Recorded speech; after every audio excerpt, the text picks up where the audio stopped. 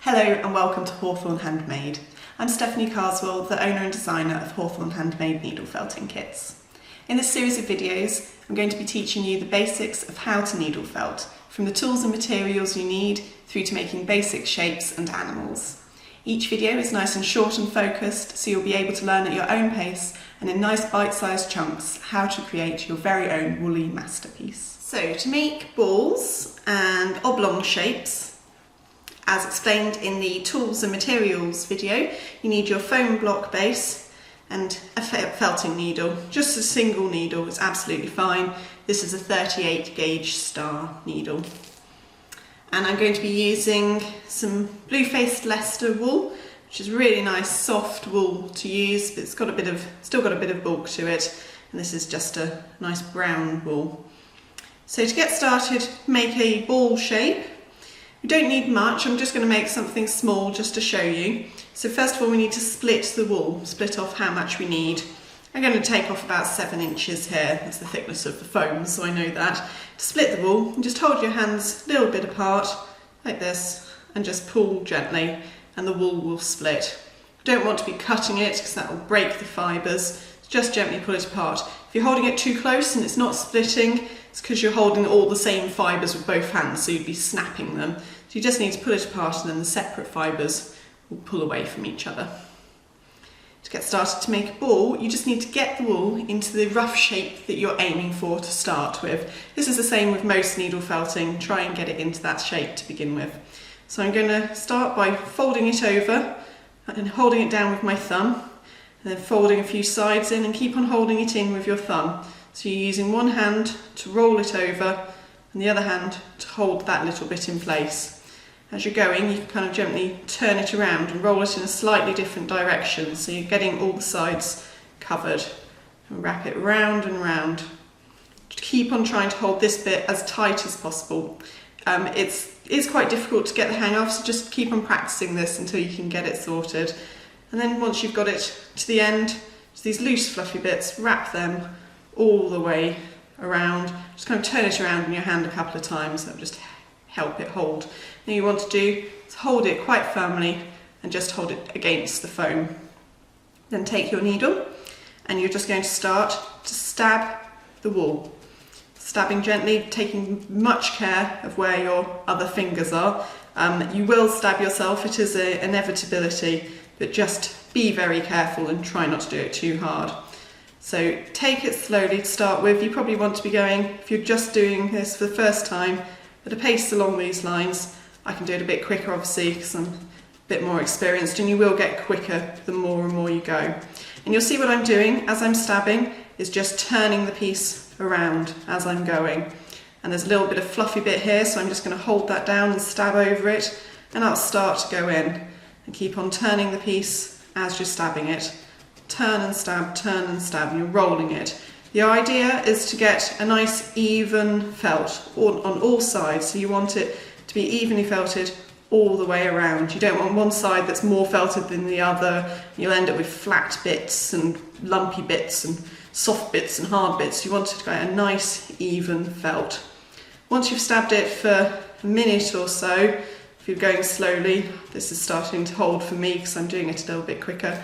It will have started, if you let go of it, to hold its shape and become a nice firm ball. This is still quite squidgy.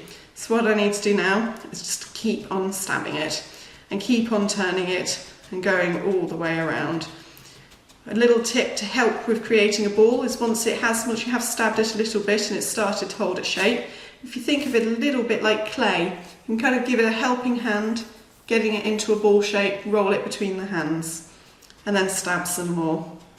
And the main tip with needle felting is when you're starting out, you probably need to stab it for quite a bit longer than you think. It is quite a long process. It does take time. Needle felting is definitely not a quick craft. You've got to be a bit patient with it. When you're starting out, getting the correct firmness or the firmness that you want is probably one of the most difficult bits to master. It is something that comes with experience, so you will get better at it. but a lot of beginner needle felters, the pieces will either be too soft and squidgy and they won't hold their shape, or you go to the other extreme and stab it too much and it'll go hard and it doesn't feel very nice after that. So you've got to find that nice middle ground where it's a good firm piece, but so it holds its shape and it can hold other things up, especially if you're making a leg or something, but that it's still got that nice fluffy texture to it, and it's still obviously made from wool, and just finding that middle ground. So I've been stabbing this for a little bit now. It's pretty much in a ball shape. What you may find when you're starting out, you may end up with a bit of a cube, a bit like a die. Don't worry, just keep on practicing. Getting a perfect sphere is quite difficult. A lot of the time you won't actually be looking for a perfect sphere. If you're making an animal head, it will have a bit of shape to it anyway, but this is just for the purposes of demonstration. We'll get a reasonably round ball. So I'll give it one final roll in my hands. Now what I've ended up here with, where I wrapped the wool around, I've got a little section here that's not so pretty. It's got a few little lumps and bumps, so I've tried to even it out as much as possible with the needle, but it's still a little bumpy. So what I'm going to do is just take a little bit more of the wool. I'm just going to pull off a little section, just a small piece like this, and lay it over, and I'm going to stab it over that little section and then wrap it all around again and just give it another layer. This will cover up any of these lumps and bumps that I've got and give it a nice smoother surface. So if you've made a ball and you've ended up with creases and bumps and lines and stuff, really don't worry, because all you need to do is take another little piece of wool, lay it over it. So I've stabbed that in a little bit there and just wrap the rest around, and that will give it a smoother surface and cover up any mistakes that you've made. If you want to make the ball bigger, you do similar but just with a bit more wool.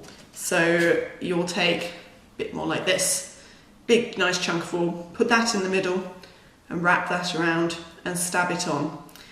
You can keep on going with that until you get to the size that you want. I do recommend starting off smaller and getting bigger, because one thing you can't do with needle felting is take stuff away in terms of when you're making ball shapes. You can start small and you can always add more, but you can't take away. So do start smaller than you think you might need. Get used to the shrinkage. So you think how much this has shrunk down from the wool that I started with.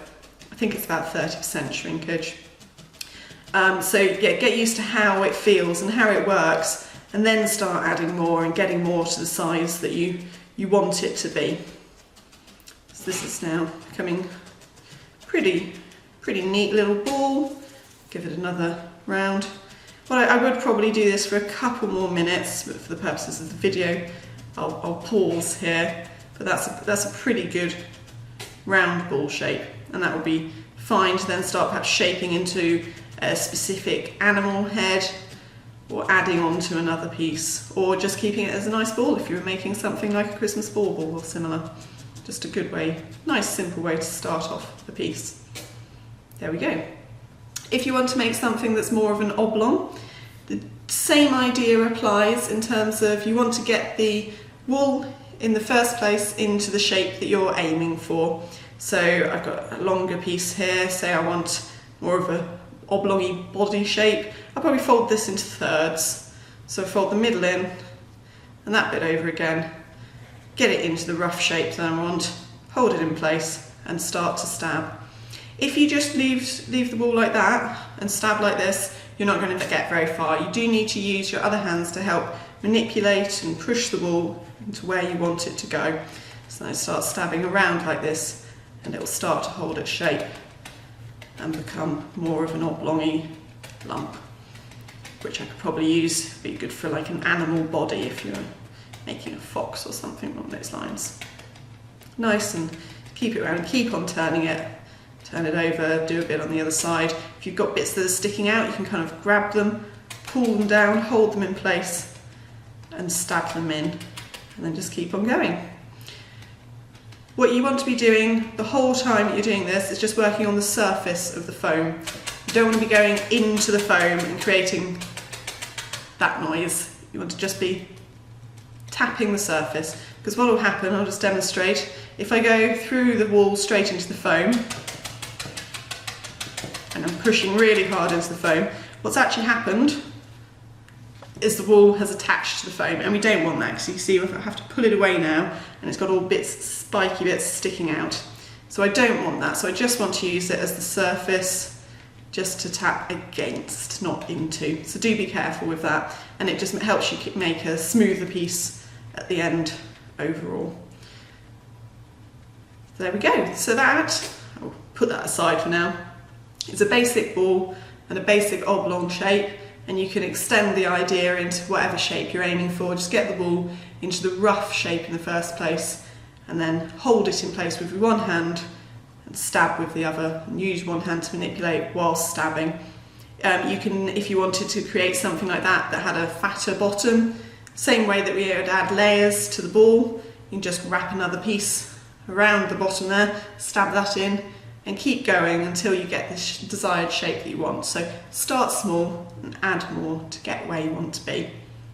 Okay, so that is basics of how to make a ball and how to make a rough oblong shape. Thank you. Thank you for watching Hawthorn Handmade videos. I do hope you've learnt something from today's video, but if you have any further questions or want to check out more about our needle felting kits and supplies, please do take a look at our website, or you can drop me an email on the details on screen. Let the felting begin.